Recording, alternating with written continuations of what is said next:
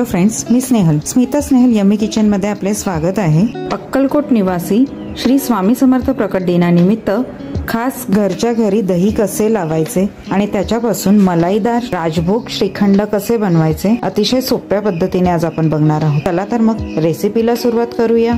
मी 1 litre म्हशीचं दूध व्यवस्थित असं तापवून घेतलेलं आहे, त्याला साय व्यवस्थित आलेली आहे। हे दूध कोमट झाल्यानंतर आपण याचं दही लावणार आहे। गरम दुधामध्ये दही लागत नाही, फक्त हलकसं कोमट पाहिजे। आता मी याच्यामध्ये एक पोट आपलं असं डिप करून बघते। हे कोमट झालेलं आहे दूध। आता याचं आपण दही लावून घेऊया। दही लावण्यासाठी मी इथे विरजण घेतलेलं आहे। स्टीलच्या टोपामध्ये दही लावणार आहोत, त्यासाठी मी हे जे विरजण आहे ते 1 चमचा याच्यामध्ये घालून घेते व्यवस्थित असं, आणि चारी बाजूने हे असं पसरवून घेते व्यवस्थित। अशा पद्धतीने मी चारी बाजूने हे विरजण जे आहे ते पसरवून घेतलेलं आहे। इथे मी स्टीलच्या टोपामध्ये पण दही लावणार आहे, प्लस आपल्याकडे हे असे मटका कुल्फी जे आपण खातो त्याचे जे मटके असतात त्याच्यामध्ये सुद्धा आपण दही लावू शकतो। तर त्यामध्ये पण दही कसं लावायचं ते मी तुम्हाला दाखवते।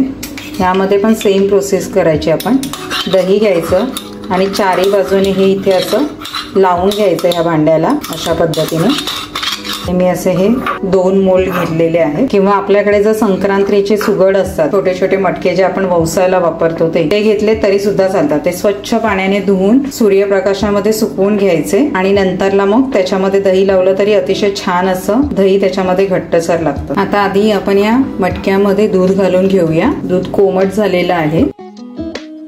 अशा पद्धतीने आपण हे 2 मटके फिल करून घेतलेले आहे। आता ही दुधावरची साय आहे ही आपण या टोपामध्ये घालून घेऊया, जेणेकरून आपलं हे जे दही आहे ते छान असं मलाईदार होईल। हे आपण संपूर्ण 1 लिटरचं दही लावतो आहे। अशा पद्धतीने आपण हे सर्व फिल करून घेतलेलं आहे याच्यामध्ये। आता हे असंच आपण झाकून बाहेरच रूम टेम्परेचरला ठेवायचं आहे रात्रभर, जवळजवळ 7 ते 8 तास असंच ठेवायचं। आता उन्हाळा असल्यामुळे कमी वेळेमध्ये लगेचच हे दही लागतं। जवळजवळ 5 ते 6 तासामध्ये आपलं हे दही लागतं। 5 ते 6 तास झालेले आहे आपण हे दही लावून। मी हे दही अर्धा तास फ्रीज मध्ये ठेवलं होतं सेट होण्यासाठी व्यवस्थित असं। अतिशय छान असं आपलं दही लागलेलं आहे, हे पण बघू शकता। मी तुम्हाला कट करून दाखवते। एकदम छान असं घट्टसर दही लागलेलं आहे आपलं। इथे मी एक बाउल घेतलेला आहे, त्याच्यावरती ही पूर्णाची चाळण ठेवलेली आहे। त्याच्यावरती आपण सुती कॉटन कपडा घालून घेणार आहे असा, आणि त्याच्यामध्ये आपण जे हे दही लावलेलं होतं ते घालून घेऊया। सर्व दही याच्यामध्ये घालून घ्यायचं आपल्याला व्यवस्थित असं, आणि आता याची व्यवस्थित अशी आपल्याला पुरचुंडी बांधून घेऊया। थोडं हाताने तेवढं निघेल तेवढं पाणी दाबून दाबून काढूया आपण। आता हे सर्व जे आहे ते व्यवस्थित असं आपण गाठ मारून घेऊया असं, आणि हे असं याच्यामध्ये असं निथळून देऊया, म्हणजे याचं पाणी जे आहे ते खाली याच्यामध्ये पडेल। अशा पद्धतीने त्याच्यावरती वजन ठेवून घ्यायचं आहे। मी वरवंटा ठेवलेला आहे, तुम्ही खलबत्ता वगैरे पण ठेवू शकता, जेणेकरून त्याच्यामधलं सगळं पाणी जे आहे ते निथळून जाईल। आणि आता असंच मी हा 2 तास फ्रीज मध्ये ठेवून देणार आहे, जेणेकरून सगळं पाणी याच्यातलं निथळून निघेल आणि आपल्याला छान असा घडसर चक्का मिळेल। आता इथे 2 तास झालेले आहे, आपण हा वरवंटा काढून घेऊया आणि आपला चक्का व्यवस्थित झालाय का आपण बघून घेऊया। हे जे एवढं पाणी निघालेलं आहे हे पाणी फेकून नाही द्यायचं, याच्यामध्ये भरपूर प्रमाणात प्रोटीन असतं, त्यामुळे हे तुम्ही डाळ बनवताना डाळीत किंवा पीठ मळताना वगैरे हे वापरू शकता। अदरवाईज ताक बनवत असाल तर ताकामध्ये पाणी घालायच्या वेळेस हेच पाणी घालायचं, त्यामुळे यातलं प्रोटीन काही वेस्ट जात नाही। अशा प्रकारे आपल्याला हा चक्का भेटलेला आहे, व्यवस्थित असा घटसर असा हा चक्का आहे। आता आपण हा एका बाउल मध्ये काढून घेऊया। आता इथे हा 1 वाटी भरून आपला चक्का निघालेला आहे, जवळजवळ हा 1/2 किलो चक्का आहे। आता मी तो एका त्या चाळणीमध्ये घेते आणि तो व्यवस्थित असा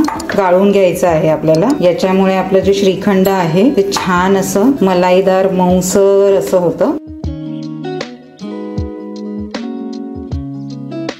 आता हे व्यवस्थित असं गाळून झालेलं आहे चाळणीमधून। चाळणीच्या खाली जे लागलेलं आहे ते बाउल मध्ये व्यवस्थित असं काढून घेऊया आपण। आता याच्यामध्ये जेवढा चक्का तेवढीच आपण साखर घालणार आहे, तर मी बरोबर 1 वाटीला 1 वाटी साखर घालते आहे। तुम्हाला जर साखरेचं प्रमाण कमी करायचं असेल तर तुम्ही कमी करू शकता, पण इथे 1 वाटीला 1 वाटी परफेक्ट प्रमाण आहे। हे आता व्यवस्थित आपण असं मिक्स करून घेऊया।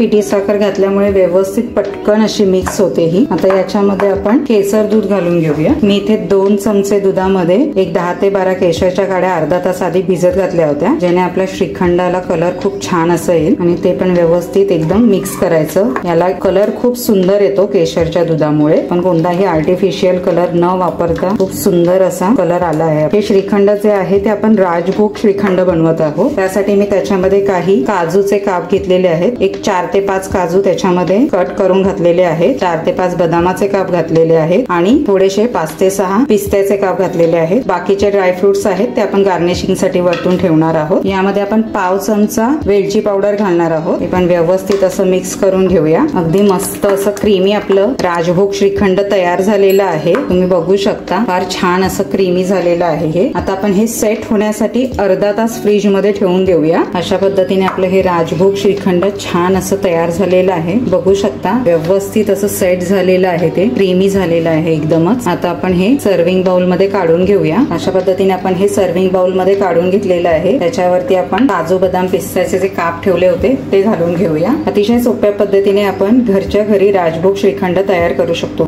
तुम्हाला माझी ही रेसिपी आवडली असेल तर प्लीज लाईक, शेअर आणि सबस्क्राईब करायला विसरू नका। धन्यवाद।